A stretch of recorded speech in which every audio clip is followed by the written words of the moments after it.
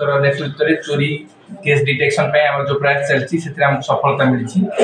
गत 23 तारीख में Shri M Srinivas Rao Sairam restaurant owner गोटे कंप्लेन देते रेस्टोरेंट रु 3,40,000 चोरी हो आधार करी आमर आईएससी रायगड़ा पीएस दुई सब इन्स्पेक्टर और सीसीटीवी एक्सपर्ट एवं साइबर एक्सपर्ट सहायता तदंत करथिले।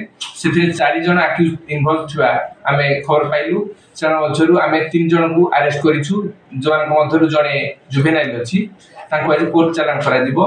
ताको ठारू 1,50,000 टंका साईराम रेस्टोरेंट रु चोरी होइथिबा डीवीआर ता सहित घर भंगा पई यूज होइथिबा उपकरण सीज होइछि।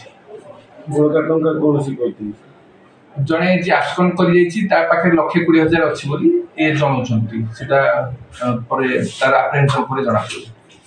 सब केमिति कोन धरथिला केमिति सराग पाइथिले कोन से विषय तो से जो स्पॉट विजिट रु जणा पड़ुथिला कि जे के जने कर्मचारी इन्वॉल्व अछि बोली। तापरे सीसीटीवी वेरिफिकेशन रे से समय आमे 2 जन संदिग्ध मूवमेंट नोटिस करथिलु।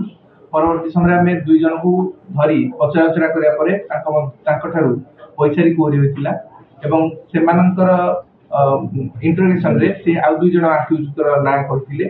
जन मधुर जन को आमे सक्सेसफुली अप्रेंड करिछु एवं आ जने खसी जीवन सफल होजन ताकू आमे अति शीघ्र अरेस्ट करबो एवं बड़का अर्थ को से दिन जो 3 जन अक्यूज थिले आमे जेति इंटरोगेशन रे पाइलु।